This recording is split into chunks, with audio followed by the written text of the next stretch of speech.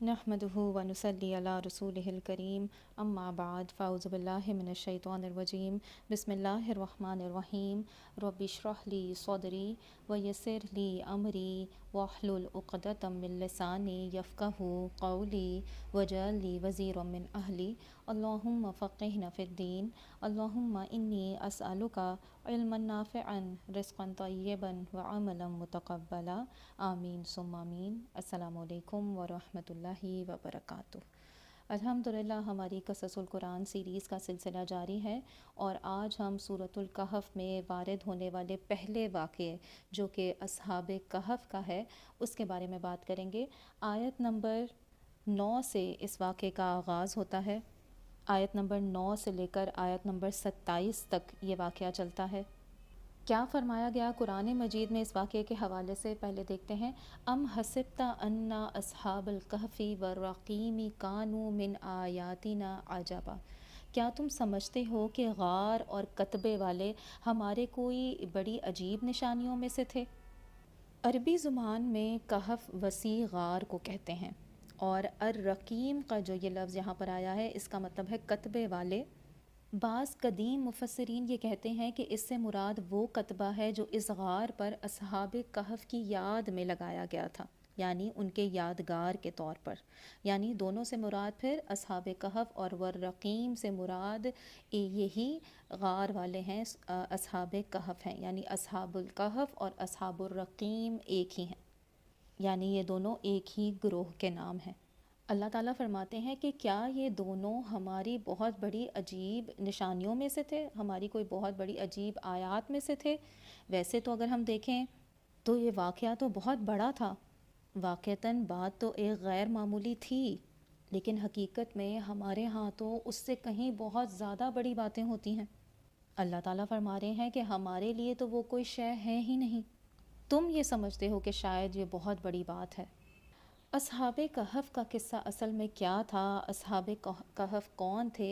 असल में अगर हम देखें तो हज़रत मसीह अलैहिस्सलाम जब आए हैं तो ये पूरा इलाका जो है फ़लस्तीन का और यहाँ पर जो आपने तबलीग़ की है ये उस वक्त एक रोमन एम्पायर का हिस्सा था। वहाँ पर मकामी तौर पर एक लोकल बादशाह जो यहूदी था, रोमी बादशाह जिसको दकियानूस कहा जाता है, वो वहाँ पर हुकूमत कर रहा था। लेकिन वो पपेट था क्योंकि असल में हुकूमत जो थी वो रोमियों की थी। अब रोमी जो थे वो थे बुत परस्त, और चूँकि इन्होंने यहूदियों ने बगावत की, मसीह अलैहिस्सलाम तो उठा लिए गए। अब इनकी बगावत की वजह से सन 70 ईस्वी में टाइटस ने इनकी हुकूमत भी ख़त्म की, बैतुल मक़दस को बर्बाद किया, यरूशलेम को तबाह किया, 1,33,000 यहूदियों को कत्ल किया और इनको वहाँ से बाहर निकाल दिया। उस वक्त का मामला ये है कि अब कोई एक दो जो रह गए थे ईसाई कौम के, क्योंकि यहूदियों को तो निकाल दिया था, अब जो बचे कुचे ईसाई रह गए थे उन पर भी बहुत जुल्म होता था। ये हज़रत ईसा के मानने वाले थे और वो बुतों के मानने वाले थे।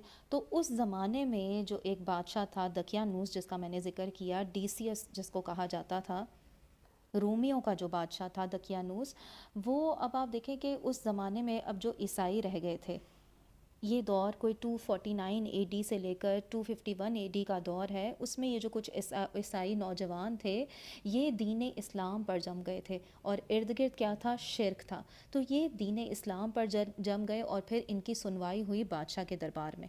इन्हें कहा गया था कि अगर तुम अपने इस नए दीन से बाज नहीं आओगे तो तुम्हें सूली चढ़ा दिया जाएगा, जाओ गौर कर लो और सोचो।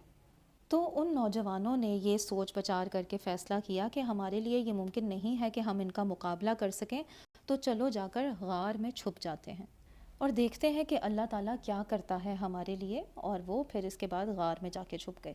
आप देखें कि ये कोई एक नॉर्मल सा, जैसे मैं बता रही हूँ, ये एक आसान सा डिसीजन नहीं था।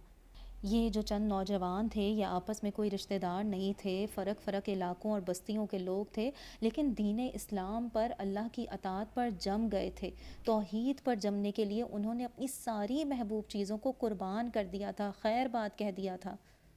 حب الشہوات کو ٹھکرا دیا تھا، اور ٹھکرانے کے بعد اپنے رب پر بھروسہ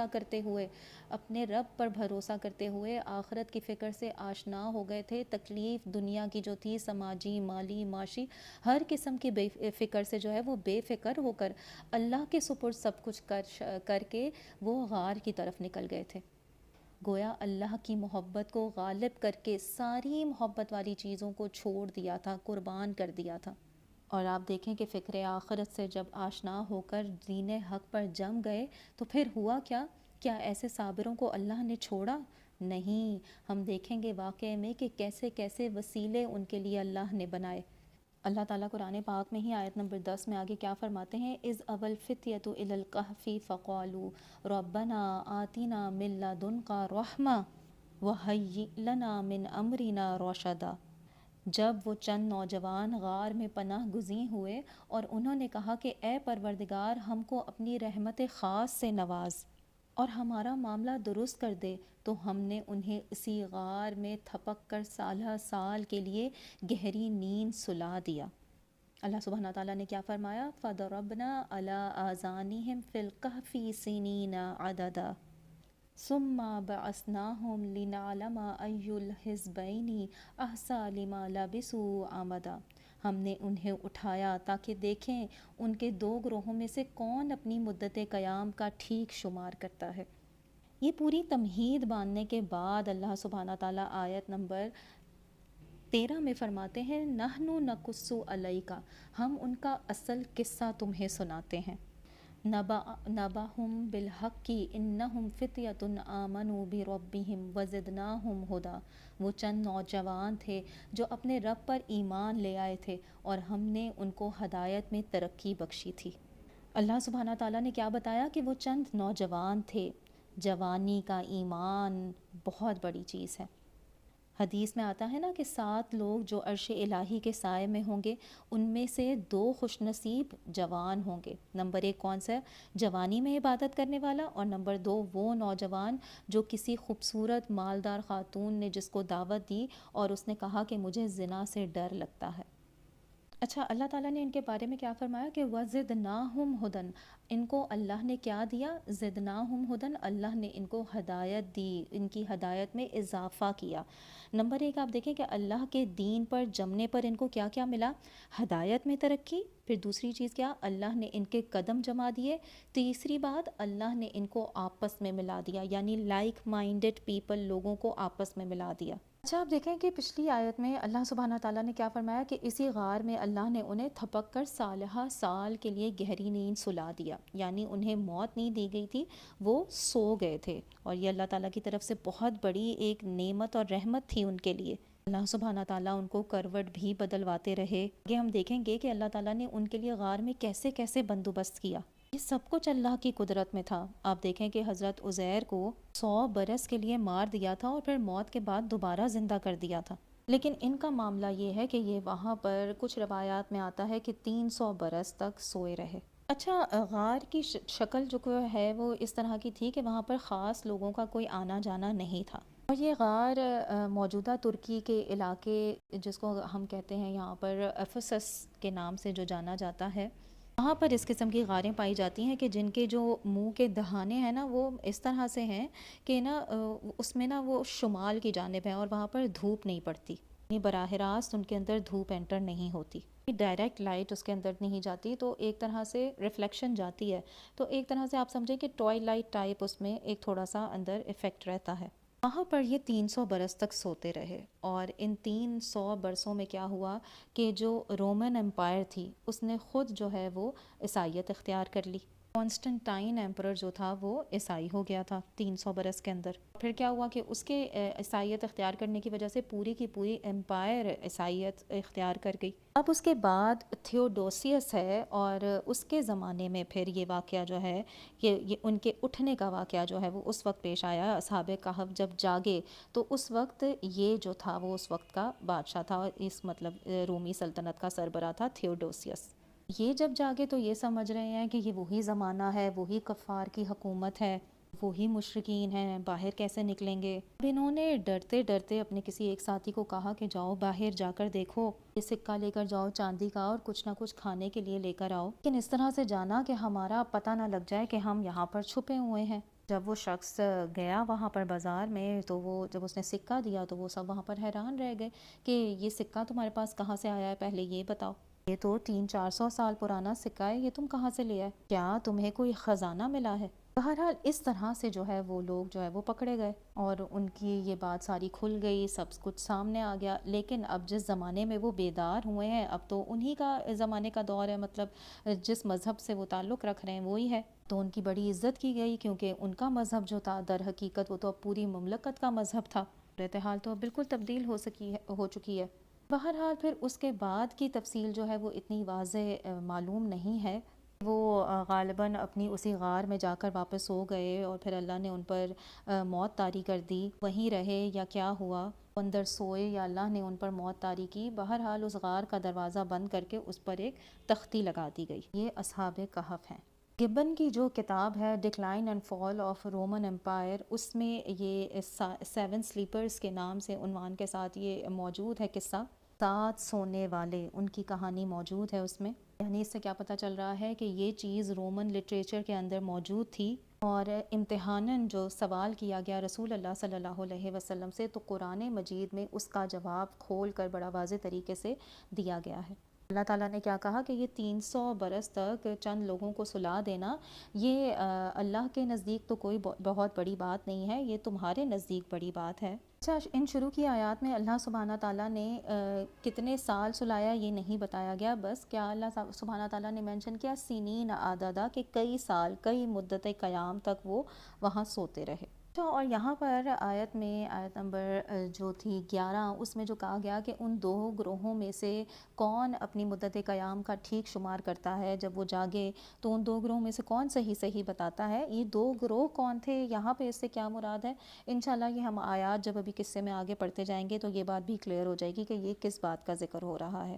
بہرحال چونکہ یہ واقعہ رسول اللہ صلی اللہ علیہ وسلم کے لیے ایک وحی کی صورت میں آیا تھا اور انہوں نے اس کو جواب دینا تھا مشرکوں کو، تو اللہ سبحانہ تعالیٰ نے پھر اسی لیے جب پہلے سٹارٹ میں آغاز میں پہلے کہا کہ ہم یہ قصہ سنا رہے ہیں نوجوانوں کو، اور پھر دوبارہ کہا کہ اے نبی ہم ان کا اصل قصہ تمہیں سناتے ہیں، وہ چند نوجوان تھے جو اپنے رب پر ایمان لے آئے تھے اور ہم نے ان کی ہدایت میں اور اضافہ اور ترقی عطا فرمائی، وزدناہم ہدی۔ اگلی آیت میں کیا فرمایا گیا، آیت نمبر 14 میں وَرَبَطْنَا عَلَىٰ قُلُوبِهِمْ إِذْ قَامُوا فَقَالُوا رَبَّنَا رَبُّ السَّمَاوَاتِ وَالْأَرْضِ لَن نَّدْعُوَ مِن دُونِهِ إِلَٰهًا لَّقَدْ قُلْنَا إِذًا شَطَطًا، اور ہم نے ان کے دلوں کو اس وقت مضبوط کر دیا جب وہ اٹھے۔ نہیں، اٹھے سے کیا مراد ہے کہ جب وہ بادشاہ کے دربار میں کھڑے ہوئے اور انہوں نے اعلان کیا کہ ہمارا رب تو بس وہی ہے جو آسمانوں اور زمین کا رب ہے، ہم اسے چھوڑ کر کسی دوسرے معبود کو نہیں پکاریں گے۔ اس موقع پر اللہ سبحانہ تعالیٰ نے ان کے دل کو تقویت بخشی، بھی تو وہ اتنی صفائی اور سچے دل اور حق کی بات کر سکے تھے۔ ہم اس ایک خدا کے سوا کسی اور کو ماننے کے لیے تیار نہیں ہیں، اگر ہم ایسا کریں تو بالکل ہم نے عقل سے فارغ بات کی۔ پھر آگے انہوں نے کہا ہؤلاء قوم اتخذوا من دونہ آلہہ، کہ یہ جو ہماری قوم ہے اس نے اور بہت سے خدا بنا لیے ہیں اس ایک رب کے سوا، تو کیوں نہیں وہ پیش کرتے ان کے اوپر کوئی دلیل، کوئی سند، کوئی اللہ کی طرف سے اتاری گئی سند ہو، کوئی آسمانی کتاب ہو۔ فمن اظلم ممن افترى علی اللہ کاذبا، تو کون آخر اس شخص سے بڑا ظالم ہو سکتا ہے جو اللہ پر جھوٹ باندھے۔ اس کے بعد پھر ان سے کہہ دیا گیا کہ ٹھیک ہے اب تمہارے لیے مہلت چند دن کی ہے، تم اپنے لیے فیصلہ کر لو، اگر تم اپنے دین کو چھوڑ کر ہمارے دین میں نہیں آؤ گے تو ہم تم کو ہلاک کر دیں گے۔ اب یہاں پر اس آیت میں آیت نمبر 16 میں یہ وہاں سے جا کر پھر آپس میں مشورہ کر رہے ہیں وَإِذِ اعْتَزَلْتُمُوهُمْ وَمَا يَعْبُدُونَ إِلَّا اللَّهِ فَأْوُوا إِلَى الْكَهْفِ يَنشُرْ لَكُمْ رَبُّكُم مِّن رَّحْمَتِهِ وَيُحْيِي لَكُم مِّنْ أَمْرِكُم مِّرْفَقًا۔ اب دیکھو کہ جب تم نے اپنے آپ کو ان سے الگ کر دیا ہے اور ان ہستیوں کو بھی چھوڑ دیا ہے جن کی وہ پرستش کرتے ہیں اللہ کے سوا، تو وہ کیا کہتے ہیں، فاوو الی الکہف، تو آؤ پھر چلو اب کسی غار میں، کسی کھو میں پناہ لے لیں. ینشر لکم ربکم من رحمتہ، تمہارا رب یقیناً تمہارے لیے وہاں پر کوئی رحمت کا انتظام کر دے گا، کوئی اپنا رحمت کا دامن وسیع کر دے گا. وَيُحْيِي لَكُم مِّنْ أَمْرِكُم مِّرْفَقًا، اور تمہارے معاملے میں اللہ سبحانہ تعالیٰ ضرور کوئی نہ کوئی سر و سامان، کوئی آسانی کا معاملہ مہیا کر دے گا. یہاں سے آگے آیت نمبر 17 میں اللہ سبحانہ تعالیٰ اب غار کی بات بتا رہے ہیں کہ غار کیسی تھی، اس کا معاملہ بتا رہے ہیں. وَتَرَى الشَّمْسَ إِذَا طَلَعَت تَزَاوَرُ عَنْ كَهْفِهِمْ ذَاتَ الْيَمِينِ وَإِذَا غَرَبَت تَقْرِضُهُمْ ذَاتَ الشِّمَالِ وَهُمْ فِي فَجْوَةٍ مِّنْهُ. اگر تم دیکھو تو تم انہیں غار میں دیکھتے تو تمہیں یوں نظر آتا کہ سورج جب نکلتا ہے تو ان کے غار کو چھوڑ کر دائیں جانب چڑھ جاتا ہے، اور جب غروب ہوتا ہے تو ان سے بچ کر بائیں جانب اتر جاتا ہے، اور یہ ہیں کہ غار کے اندر ایک وسیع جگہ پر پڑے ہیں. آپ دیکھیں کہ اپنے ماننے والوں کو، اپنے پر ایمان رکھنے والوں کو اللہ نے پہلے تو غار کی صورت میں ایک ٹھکانہ دے دیا، اور پھر اس کے بعد اس ٹھکانے کے ملنے کے بعد اللہ نے دھوپ، چھاؤں، گرمی، سردی سے ان کی حفاظت کا پیمانہ بھی وسیع کر دیا، غار کو اور سورج کو. اور پھر وسیع جگہ آپ دیکھیں کیسے اللہ نے ان کی مدد کی. اپنے رستے میں ہجرت کرنے والوں کو اللہ نے تنگی نہیں دی، بڑی کشادہ جگہ دے دی. حدیث میں آتا ہے کہ آپ صلی اللہ علیہ وسلم نے فرمایا کہ اللہ نے 3 لوگوں کی مدد کا ذمہ لیا ہے، 3 لوگوں کی مدد اپنے ذمے لی ہے. پہلا کون ہے؟ مجاہد فی سبیل اللہ، اللہ کی راہ میں جہاد کرنے والا. یہاں ہم نوٹ کر رہے ہیں کہ اللہ کیسے کیسے ان کی مدد کر رہا ہے، اللہ کیسے کیسے ان کی حفاظت کر رہا ہے. ہاں دیکھیں اللہ نے ہمیں ایک طریقہ سکھایا کہ کیسے دھوپ اور چھاؤں سے بچانا ہے، اور آج آپ دیکھیں اسی اصول پر بڑی بڑی بلڈنگز بنائی جاتی ہیں، فیکٹریز کی اور ملز کی. ان کے لیے یہ نارتھ لائٹ شیلز بنائے جاتے ہیں، ایسے روف شیلز بنائے جاتے ہیں کہ جس میں روشنی جو ہے وہ پھر نارتھ سے آتی ہے، کیونکہ ہمارے ہاں جو سورج ہے وہ کبھی بھی نارتھ کی طرف نہیں جاتا. ایسا معاملہ کیا جاتا ہے کہ سورج کی روشنی براہ راست ان تک نہیں آئے گی، بلکہ براستہ اس کو اس میں بھیجا جائے گا. یعنی ایک طرح سے انڈائریکٹ لائٹ لانے کا معاملہ اس طرح سے کیا جاتا ہے آج کے دور میں. وہاں دیکھیں سبحان اللہ، اللہ سبحانہ تعالیٰ نے کتنے سال پہلے یہ کر دکھایا. وہی بات ہے نا کہ ہمارے لیے یہ بہت یونیک سی چیزیں ہیں، اللہ تعالیٰ کے لیے یہ معمولی بات ہے. ذالک من آیات اللہ، یہ اللہ کی نشانیوں میں سے ایک ہے. من یہد اللہ فہو المہتد، جس کو اللہ ہدایت دے وہی ہدایت پانے والا ہے، اور جس کو اللہ تعالیٰ گمراہ کر دے، جس کی گمراہی کا فیصلہ فرما دے، جس کو بھٹکا دے، اس کے لیے تم کوئی ولی مرشد نہیں پا سکتے، کوئی حمایتی، کوئی مددگار نہیں پا سکتے جو اس کو راہ راست پر لے آئے. پھر آیت نمبر 18 میں فرمایا گیا وَتَحْسَبُهُمْ أَيْقَاظًا وَهُمْ رُقُودٌ، صورتحال کچھ ایسی تھی کہ تم انہیں دیکھ کر یہ سمجھتے کہ وہ جاگ رہے ہیں، وَهُمْ رُقُود، حالانکہ وہ سو رہے تھے. پھر اللہ تعالیٰ فرماتے ہیں وَنُقَلِّبُهُمْ ذَاتَ الْيَمِينِ وَذَاتَ الشِّمَالِ، اور ہم حالانکہ وہ سو رہے تھے ہم انہیں دائیں بائیں کروٹ دلواتے رہے تھے. رائٹ سائڈ پر بھی کروٹ دلوا دیتے تھے، لیفٹ سائڈ پر بھی کروٹ دلوا دیتے تھے. کیوں؟ تاکہ ان کو بیڈ سورز نہ ہو جائیں. سبحان اللہ، اللہ تعالیٰ کو ہر قدرت حاصل ہے، اس کے پاس فرشتے معمور ہیں اس کے حکم کی تعمیل کرنے کے لیے. گویا آپ دیکھیں کہ وہاں پر ان کی نرسنگ بھی ہو رہی ہے. سبحان اللہ. وَقَلْبُهُمْ بَاسِطٌ ذِرَاعَيْهِ بِالْوَصِيدِ، اور ان کا کتا غار کے دہانے پر ہاتھ پھیلائے بیٹھا ہوا تھا. یعنی ان کا ایک بڑا خوفناک سا کتا بھی ان کے ساتھ تھا جو اپنے دونوں ہاتھ آگے پھیلا کر بیٹھا ہوا تھا، بالکل اس کے غار کے منہ پر تھا بیٹھا، وہ دونوں ہاتھ اپنے پنجے آگے پھیلا کر بیٹھا ہوا ہے. اور یہ کیوں تھا؟ اس کا نتیجہ کیا نکلتا تھا؟ لَوِ اطَّلَعْتَ عَلَيْهِمْ، کہ اگر اچانک تمہارا وہاں سے گزر ہو جائے، لَوَلَّيْتَ مِنْهُمْ فِرَارًا وَلَمُلِئْتَ مِنْهُمْ رُعْبًا، تو وہاں سے تمہارے اوپر روب طاری ہو جائے، ایک خوف طاری ہو جائے. یعنی اگر تم غلطی سے اس غار کے منہ سے جھانک کر دیکھ لیتے تو الٹے پاؤں بھاگ کھڑے ہوتے اور تم پر ان کے نظارے سے وحشت بیٹھ جاتی. آپ دیکھیں کہ ایک طرح سے ایک بڑا بھیانک منظر ہے، ایک اندھیری کہف ہے، اس میں دہانے پر ایک کتا بیٹھا ہے، خوفناک قسم کی وہ ایک چیز سامنے ہے، اس نے اپنے پنجے بھی آگے پھیلائے ہوئے ہیں. وَقَذَلِكَ بَعَثْنَاهُمْ، اور پھر اسی طرح ہم نے انہیں ایک وقت میں اٹھایا، لِيَتَسَاءَلُوا بَيْنَهُمْ، تاکہ وہ آپس میں ایک دوسرے سے سوال کریں، پوچھ گچھ کریں. قَالَ قَائِلٌ مِّنْهُمْ كَمْ لَبِثْتُمْ، ان میں سے ایک نے کہا کہ کتنے عرصے سے، کتنی دیر سے ہم اس حال میں یہاں پر رہے ہوں گے. خیال ہے آپ کا؟ جیسے ہم ایک نارمل بات کرتے ہیں کہ نیند سے اٹھیں تو ہم پوچھیں قالوا لبسنا یوم او بعد یوم، ان میں سے کہا کہ ہم رہے ہوں گے کچھ ایک دن یا دن کا کچھ حصہ، تھوڑی سی نیند ہم نے لیا ہے، استراحت کی ہے، اور کیا کیا ہے؟ قالوا ربکم عالم بما لبستم، ان میں سے کسی نے کہا کہ چھوڑو، اللہ ہی بہتر جانتا ہے کہ ہمارا کتنا وقت اس حالت میں گزرا، 1 گھنٹے رہے، 2 گھنٹے رہے، 1 دن رہے، 2 دن رہے، کیا فرق پڑتا ہے، ہمیں کیا معلوم۔ فَبْعَثُوا أَحَدَكُمْ بِوَرِيقِكُمْ، اس میں سے یہ چاندی کا سکہ پکڑو اور شہر کی طرف کسی ایک کو بھیجو، ورق جو ہے وہ چاندی کو کہتے ہیں، للمدینتی، شہر کی طرف بھیجو، فَلْيَنْظُرْ أَيُّهَا أَزْكَىٰ طَعَامًا، تاکہ وہ دیکھے کہ سب سے اچھا کھانا کہاں ملتا ہے، یعنی آپ دیکھیں کہ اس وقت بھی ان کو حلال پاک صاف کھانے کی اچھی خوراک کی فکر تھی۔ یاتیکم برزق منہ، تو اس میں سے ہمارے لیے کچھ اچھا سا کھانے کے لیے لے آئے، ولا یشعرن بکم عہدا، اور ذرا ہوشیاری سے کام کرے، ایسا نہ ہو کہ وہ کسی کو ہمارے یہاں ہونے سے خبردار کر بیٹھے، یعنی وہ نا ذرا نرمی سے کام لے، کسی سے جھگڑ نہ بیٹھے، اس کے جھگڑے کی وجہ سے ہم تک لوگ پہنچ جائیں، بہت نرمی اور ہوشیاری کے ساتھ وہ معاملہ کرے جب جائے شہر میں۔ یہاں پر اس آیت نمبر 19 میں یہ جو لفظ آیا ہے وَلْيَتَلَطَّفْ، وَلْيَتَلَطَّفْ، یہ قرآن مجید میں حروف کے اعتبار سے یہ قرآن مجید کا مڈ ہے، یہ قرآن مجید کا نصف ہے، وَلْيَتَلَطَّفْ، اس کا تے جو ہے وہ نصف اول میں ہے اور لام نصف ثانی میں ہے، این نصف ہے، تعداد حروف، الفاظ نہیں، حروف، الفابیٹس جو ہیں، جو حروف کی گنتی کی گئی ہے اس کے اعتبار سے یہ ٹھیک ٹھیک نصف ہو گیا، آدھے حروف اس کے تا پر ایک طرف کے لیے طرف پورے ہو جاتے ہیں اول نصف میں، اور آدھے 3 حروف جو ہیں لام طوفا وہ ثانی نصف میں آ جاتے ہیں۔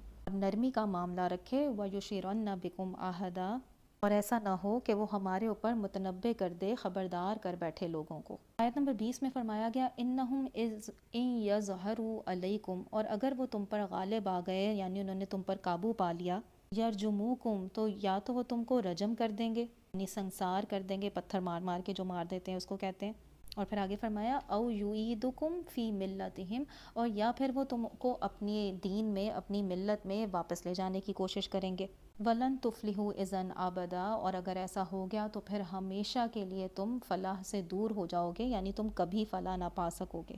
آیت نمبر